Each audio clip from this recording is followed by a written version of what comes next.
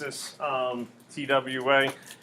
I'll have lined papers sitting out, but I'm not going to have like prompt or sources really sitting out because you already have them. So I'm under the expectation that your prompt, your sources, all that stuff you are going to bring with you. So by all means, go ahead and use them. Now, if you do need like an extra copy or something, I'll have them.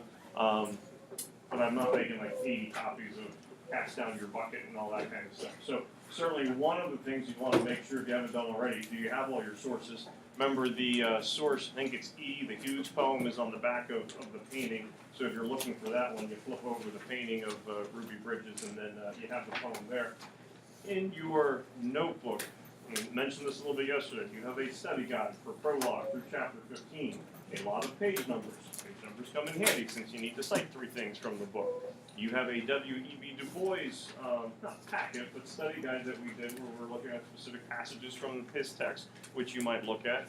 And remember for Cast Down Your Bucket, Booker T. Washington, we did that mini TWA where you had to have like sentence 1, your topic sentence, sentence 2, reference something in the text, blend in author's words, specific example.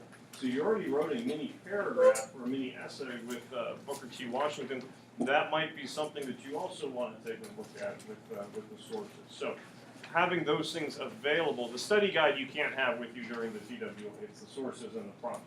But looking at those things tonight to kind of plan what you want to do, that would be fine. You can have your book with you, and a lot of you already have page numbers marked. If on your prompt you wanted to write down page 369, include a quotation, page 417, write down a quotation, and then you just use that into your essay, I'm okay with that. If you are reading on source A, Cast Down Your Bucket, you want to write down the page numbers where that shows up in the book, I am fine with that. You're reading the Marcus Garvey speech, you want to connect it to Roz, and you want to put page numbers on that, I'm fine with that. So you can brainstorm, you can outline stuff on your sources. Don't bring notebook paper, don't bring line paper. If Emily goes, can I bring in notebook paper just to kind of structure the essay, and I say yes, all of a sudden someone else is going to come in with 12 pages of, notes and basically write their essay and then kind of transfer it over. So I'm just going to say keep everything on the sources, and if I flip over Matt's source and he has his essay planned out, then I yell at him, eat all this food at junior prom,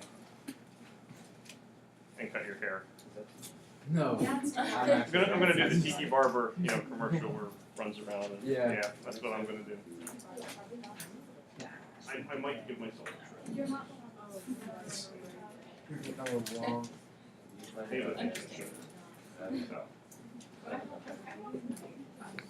So we're gonna go over obviously prompt here, but any questions about what to bring or what's going on, at least from that standpoint?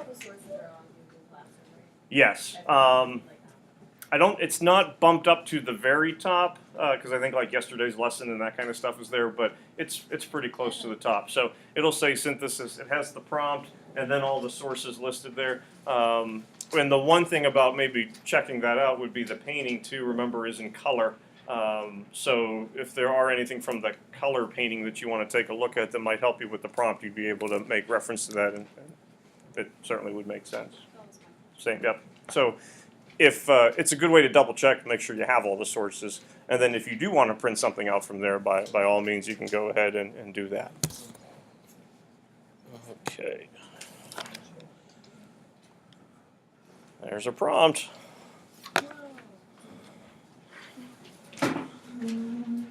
That came as a surprise to you.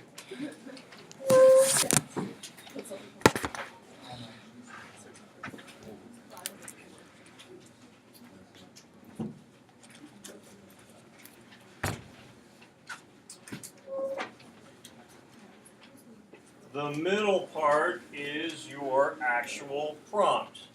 So you have a grand total, 8 sources. You have to synthesize 5 of them. The book counts as a source, so it would be 4 additional sources. If you want to use more than 4 additional and you have your total going at 6 or 7, by all means you can, but you'd have to have at least 4 other sources. So you're going to incorporate them into your argument that argues and examines which course of social and or political action Ellison ultimately supports for African Americans in an unjust United States of America. At the beginning, the intro part referencing letter from Birmingham jail, I gave you some possible courses of action with instigation, submission, cooperation, education, manipulation, and exile. I'm guessing the majority of you will pull from that list, but if there is your own term that you want to use, fine. If you want to do a combination of a couple of them, absolutely fine. So this gives you some ideas, but it would be like including rhetorical devices in a prompt. You're not limited to just those 6 that are up there. You can pick other ones that you would want as well. For down at the bottom of the page, it does mention that when it comes to Invisible Man, you have to directly quote from it at least 3 times. So I would need to have page numbers, so a citation. You don't have to quote from the other sources. You can simply reference what's going on. You don't have to quote from them, but you do have to quote from Invisible Man. That doesn't mean you have to write a paragraph you can quote. That doesn't mean it has to be dialogue. You could make reference to Tim receives an anonymous note from a member of the Brotherhood warning him that he is, quote, going too fast or moving too fast with the page number. That's enough of a direct quotation. So you don't have to write, 5 sentences where it would take that time. It can be blending in key words. Certainly, you're not going to put Invisible Man, quotation marks, page 4, and have that be your quote. It should be something meaningful coming from the book, but it does not have to be 3 sentences, major conversation that would be taking place.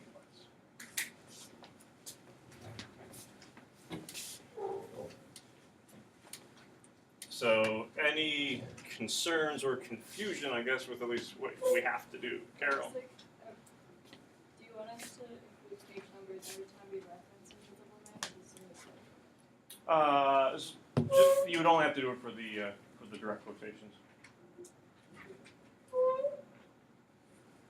Like, so for Invisible Man, you have to have at least 3 quotes coming from it. Those would be the only things that you have to cite for page number. Yeah, like if you not using this as a quote, but you say that Tim has 1,369 light bulbs, you don't have to put page 3 next to it or 4 or whatever page number would be. You could basically treat it the same way as you did last week's TWA. You were mentioning specific things, but you don't have to put the page number unless there's a quote coming from it. You got enough sources kind of floating around. I don't want to make you paranoid that, okay, I need to put source H next to this one. Is it close enough of a reference or not? The Du Bois packet would be the longest source, and the other ones that you have besides the book, you can simply put source, make that one source B. You don't have to put page numbers, that's page 1, page 3. You don't have to use line numbers for the Booker T. Washington speech or anything like that.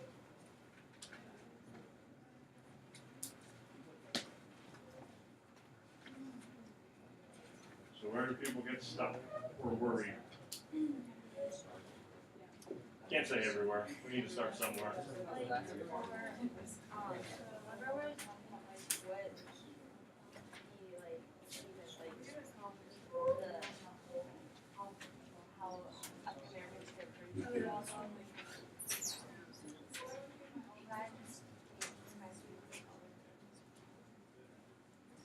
Okay, I'm gonna let Lexi ask a question and see if it maybe includes, because yours is still pretty wide open. So, You were in Duke. yeah, I am. No, don't say that in pride. You were in Carolina. Yeah. Carolina over Villanova this year. Revenge. You and Hannah with your Duke shirts. Whatever. Anyways, the question is, do you want, if we pick any of those words, like, that you have highlighted, like, the orange color, if we support it, like, there's not, like, a wrong answer, right? Right. I'm not trying to mislead you. So I could theoretically see you going with any one of those 6. I personally don't think it's some of them, but it's not going to go, well, you picked the wrong one, and so much for that. Now, the main thing is it's a synthesis essay. You're creating an argument. The one part that might be a little bit weird, because usually we don't do a synthesis essay about a book, your argument is what you think Ellison's argument is. So let's say that I'm just going to say instigation because it's the first one. And for a lot of the terms are meant to be fairly ambiguous, or it could mean different things to different people. Like I kind of take instigation as obviously you're instigating, you're starting to do something, being more proactive as opposed to reactionary.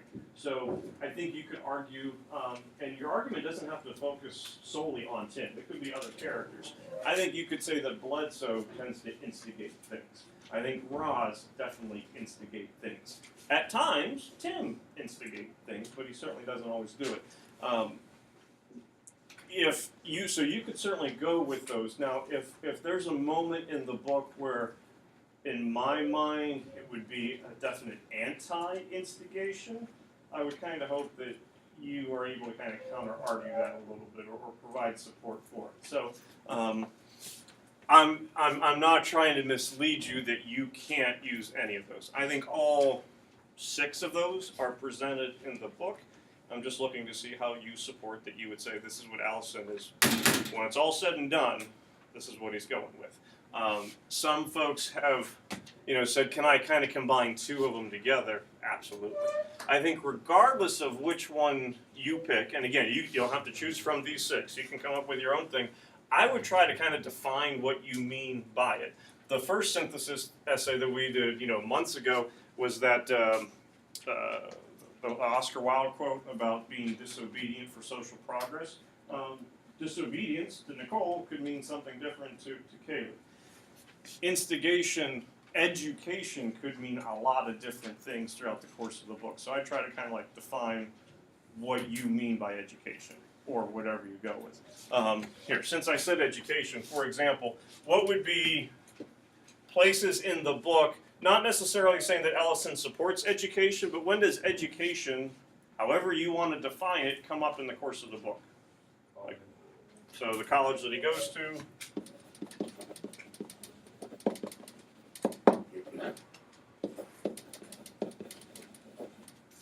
What else? Like Brother Hambro, Yeah. like mentoring him? Yeah. Okay.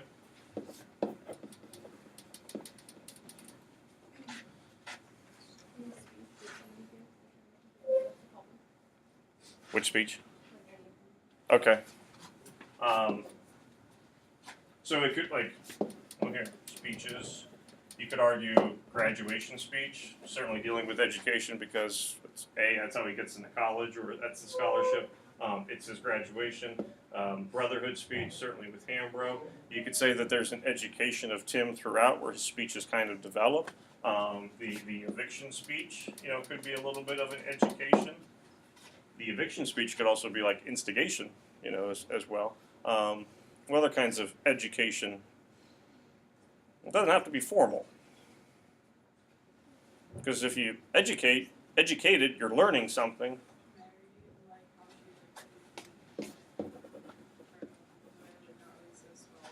Mm-hmm.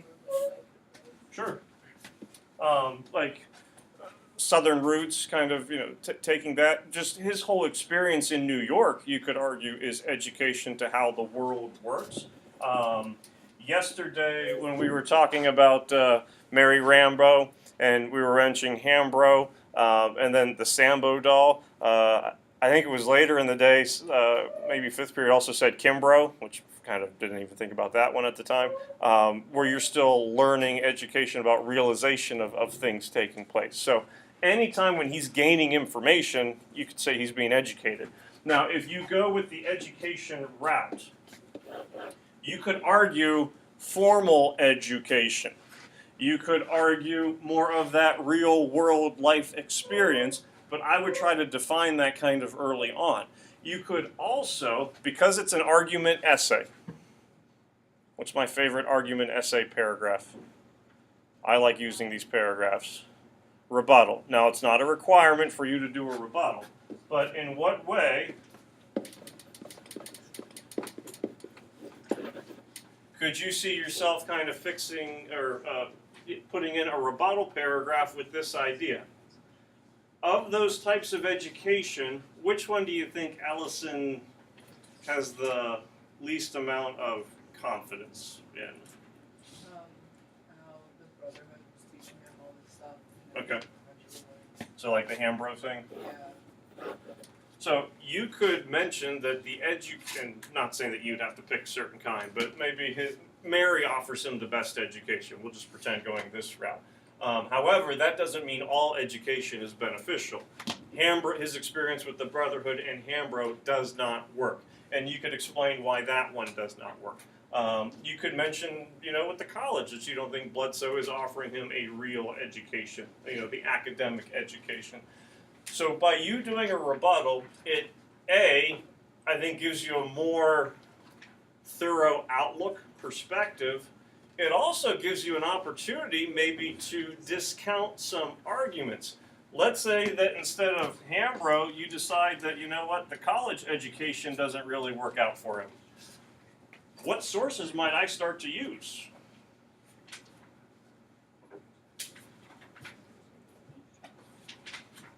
Can't read books. The statue one?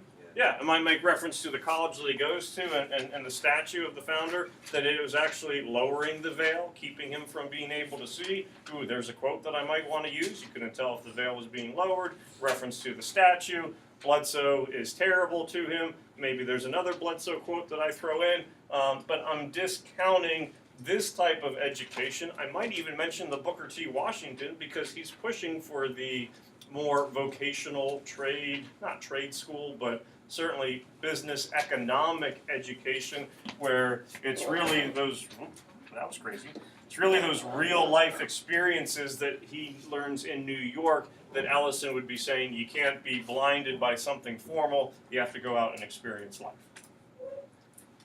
So by specifying the type of education that you would want if you went that route, I think it keeps your argument much more focused.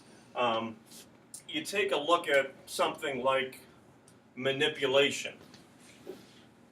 What's the connotation of the word manipulation? Like positive, negative? It tends to be pretty negative. What's the vet doctor's advice?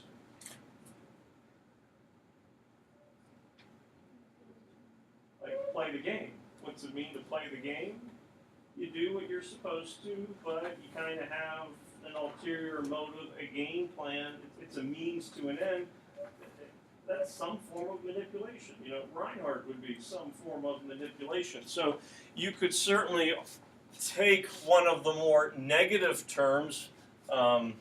Instigation is going to be negative. You could argue that you should be submissive in order to manipulate, and you might kind of combine those two.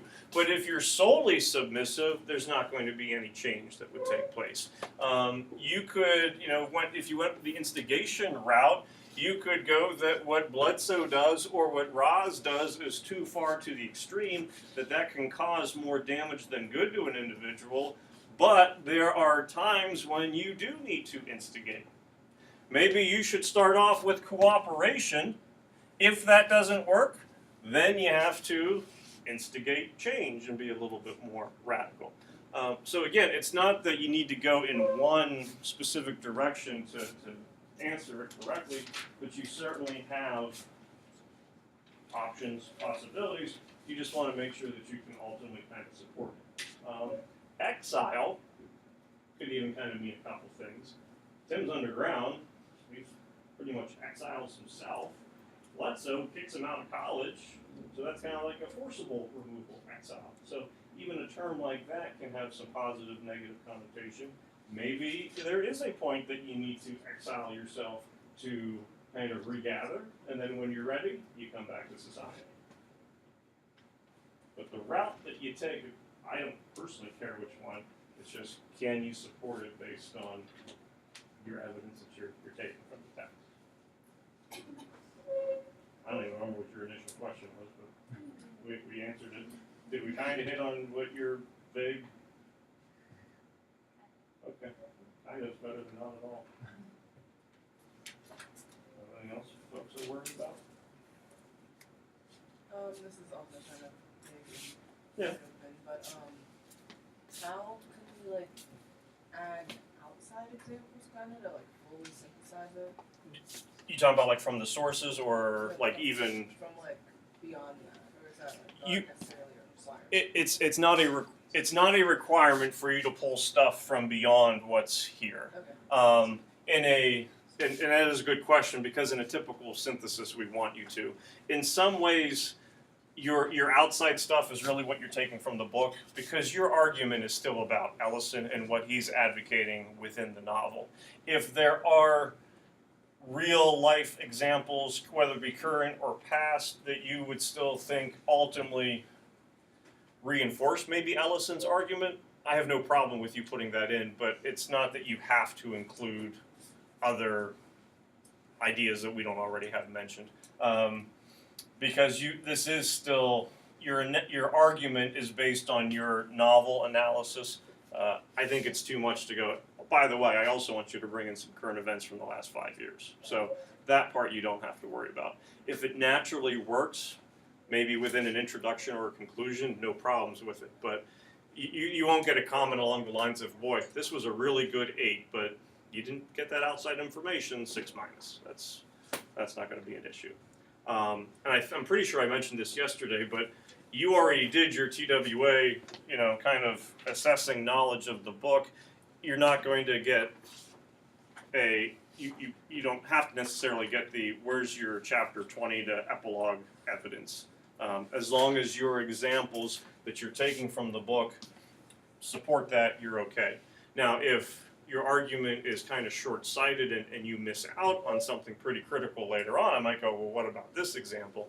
But again, it's not going to be, all your quotes have to be 70 pages apart or something along those lines.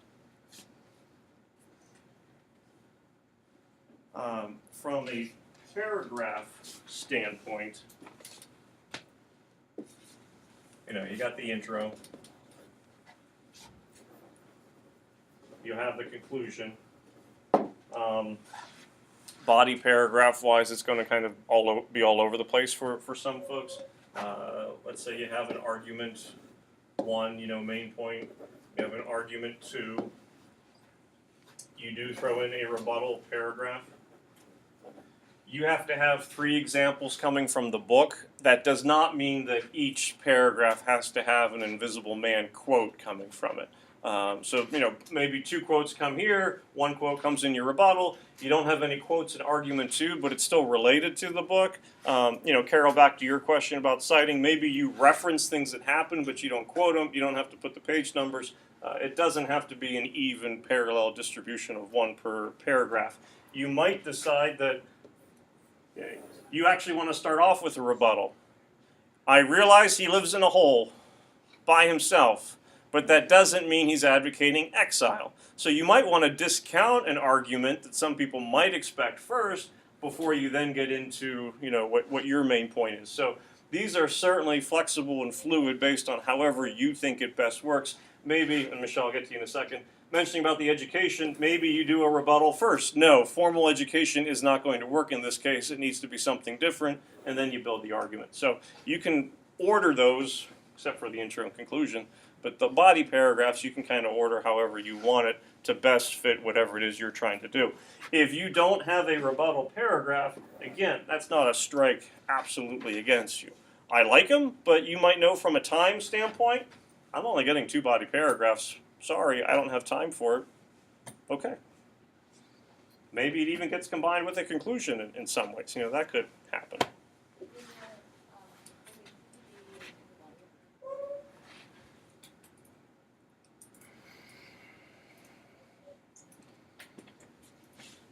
You mean quotations coming from the book? Yeah. Yeah, I'd keep them in the body paragraph. If you want to use, say you use something from a source as like in the intro and conclusion, like the other sources, I don't think that's necessarily a problem.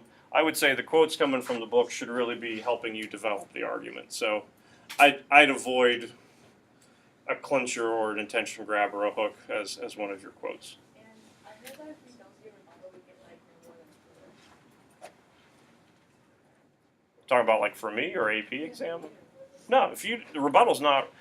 When we did your first formal synthesis, back when it was Grapes of Wrath, civil disobedience, all that stuff, one of those requirements was to put in a rebuttal.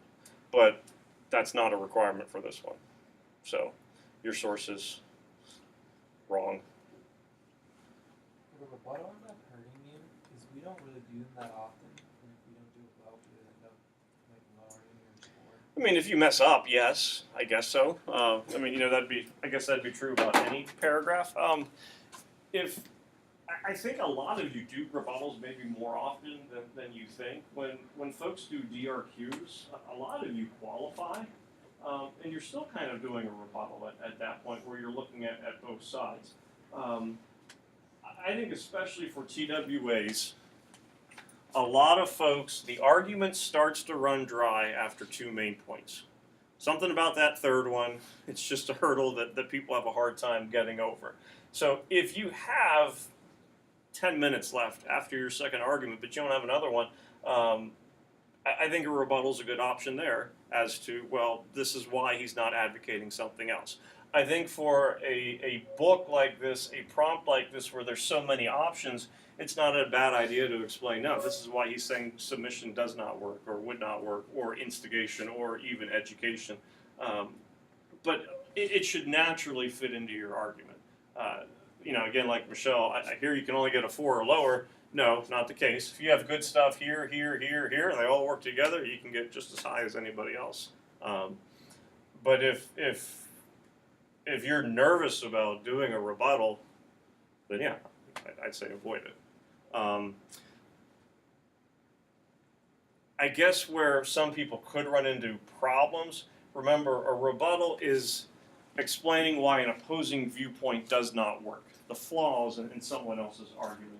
If Abby's rebuttal makes it sound like she's schizophrenic and you have 2 different arguments, this is why instigation is good, this is why instigation is good. Those who say submission have a good point, here's why, and now I can't tell which argument she means, that would be a problem.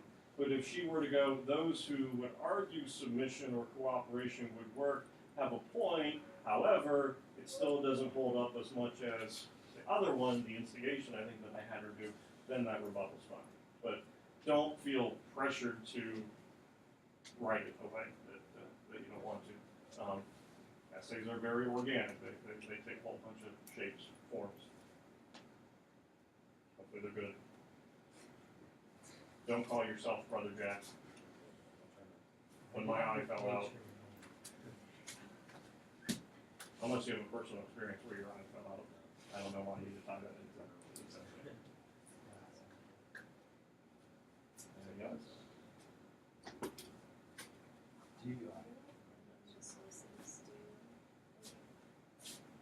guess I'm kind of a little bit confused, like trying to figure out how to make the sources not like, The outside sources. Yeah, because it's like you're arguing about how you like what he supports in the book. Mm-hmm. Like I guess how to the outside stuff makes it.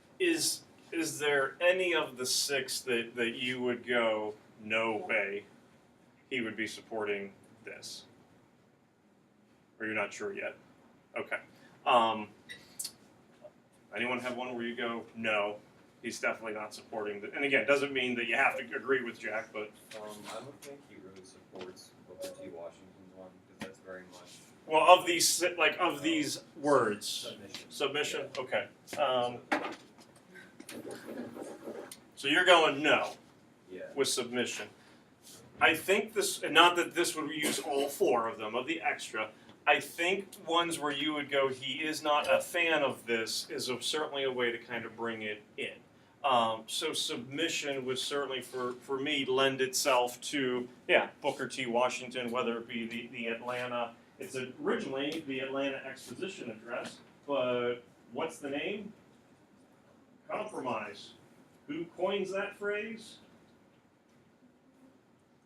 Du Bois, which he actually does in that source, that you have. So I think finding the flaws of arguments that you don't agree with is a good way to kind of bring it in. And what that does is it's not therefore just Ellison's idea or just your idea that it's not a good idea, but it gives you more credence, more credibility to it. The whole finger-hand analogy or extended metaphor that Washington makes, I mean, essentially he's saying that, social segregation is okay as long as we can work together on a financial scale. So I think identifying maybe those issues that don't work would be a way to do it. since you said no to submission, any idea what you're leaning toward? You don't have to give us your whole answer. And you can say no. I have no idea. I really don't have an idea. Okay. Well, yeah, not submission. Okay. Well, the opposite of submission is going to be instigation. And again, not forcing that you're going to go this way. And that doesn't mean that you're going Bledsoe Roz the whole way, but you do have to instigate change to go anywhere. And Ellison certainly would be, in favor to a degree of being a person who is going to cause change. She caused change. She's desegregating a public school in New Orleans in the 1960s. It's going to be a very difficult task for her, and there are certainly going to be ups and downs, but she is kind of instigating that change. The same way that Tim is going to tries to instigate change in some cases within the Brotherhood, to try to get more equality or recognition for people such as Clifton, and the way that they have been manipulated. Now he's going to try to take action. No, he's not doing what Roz is advocating, total chaos. No, he's not doing necessarily what Garvey is advocating within his speech, but he is still looking to cause some kind of change, instigation that would be happening. So I think that is probably, Carol, the part that people worry about the most. But I would say that there is at least one, if not two, sources that you could get to work for each one of those. Mentioned Ruby Bridges with instigating change. She's also refusing to be what? Because she's going into the masses. She's not going to be exiled in her education. You don't have to build your paragraph around the sources, but they complement the idea that Ellison's trying to get across with it. I think if you kind of consider them, they're in a complementary role. If you make a reference to Washington Du Bois, the statue, you've used the source. You are going to certainly reference Ellison more than you are the other sources. Ellison might get used as much, and maybe some cases more, than all the other sources combined. And that's okay, because it is 40 minutes. That's a tough task. My argument would be, if you can do this one, you can do any synthesis essay they throw at you on an AP exam.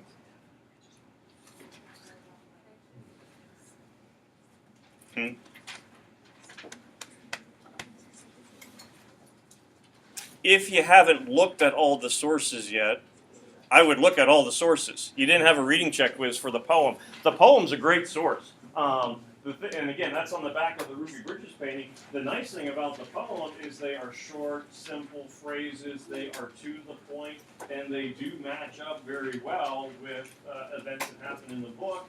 Hughes, remember, is a personal friend of Ellison when he does go to Harlem the first time in 1936. So, not that he writes the book based on the poem, but there are certainly some similarities with ideas. Talks about, I'll wait, I'll grow stronger. You kind of have that happening within the course of the novel, as well. So I think the poem is a source to take a look at. Garvey's speech, I think if you look at it, you will certainly see some phrases that would work. You do want to make sure, though, that you don't quote out of context. Hey, that's a great phrase. He didn't mean this, but I'm going to twist it to kind of fit my argument. That would not be using the sources in the appropriate manner. So you do want to kind of avoid that. Somebody was asking about the painting. Why do you think Ruby Bridges is wearing a white dress from an artistic standpoint? It's a strong contrast to color. I mean, and it really kind of juxtaposes, some issues that are certainly taking place going into a white school and all that kind of stuff. Well, can I make the argument that by her going to school, she's going to be whitewashed, and that's already started to happen because of her wearing the white dress? I like the fact that pictures can be open to interpretation. That one might be forcing it a little, kind of too much in that regard. So if you want to take a look at some idea of the juxtaposition and how that ties into the book, no problems with it, but I wouldn't try to kind of take everything from Ellison and make it kind of be an overarching argument that then gets applied to every single component of the other sources. But certainly, I think referencing the dress color could be impactful, but don't feel like you have to bring in the motif ideas that we were bringing in before. I like that she has to submit to the administrative to like word power as an information. She has to submit to. I think that one, based on the picture, yes, you can make an argument for. I know the sun's coming in, so we're getting a pretty bad glare. But she's dealing with some negative labels, certainly above her. Things are getting thrown at her. You can certainly imagine that it's not going to be all rainbows and butterflies and smiles when she first gets into school. So yeah, she certainly would have to submit herself to that mistreatment in order to achieve a goal. That would not be a problem, whatsoever. I think that is a common sense enough approach where you're not kind of forcing the whitewashing. Now, you might argue, you could bring in the idea that there could be some ideals that she might have to try to avoid getting brainwashed in some ways. And this is similar to what Tim has to deal with within the Brotherhood. I think that's general enough of an idea that you could absolutely go with. So yeah, I don't want to make people, I don't want to use that source now, but no, there's certainly enough stuff going on there that it's instigation. She might have to deal with submission. For an issue like this, cooperation will have to take place at some point. You do have multiple angles that you can certainly take with it. Build your argument around the book first, and then I'd say once you have your book examples, kind of figure out which source examples go along with that. Yesterday we took a look at the repetition. That can give you a lot of angles to how to kind of connect various events throughout the course of the book. Again, the quotations don't have to be long, and it doesn't have to be dialogue. It can certainly be narration that is taking place from the book. It doesn't have to be pages upon pages. That would be bad. Bring your sources, bring your prompt, bring your brain. All those things would work. A pencil too. If you haven't done it yet, I would write it in pen, just to kind of start getting yourself used to it. And the one thing that kind of makes it nice for this, you got a lot of papers, and people don't like writing on pen on a hard surface like this, but you got a lot of papers that you can kind of write on top that cushions the blow a little bit. But if you haven't written in pen yet for an essay, it might be a good thing to start thinking about. Have your little quill. When you do the essays in pen, do they give you a pen? Or They, I would bring your own pen, like the one that you have. They will have some extras, but it's like, the 20 pack of blue and black big pens that no one likes usually at all. You So make a line and there's like missing parts. yeah. So you want to bring your Pilot G2, go for it, but just make sure blue, black, and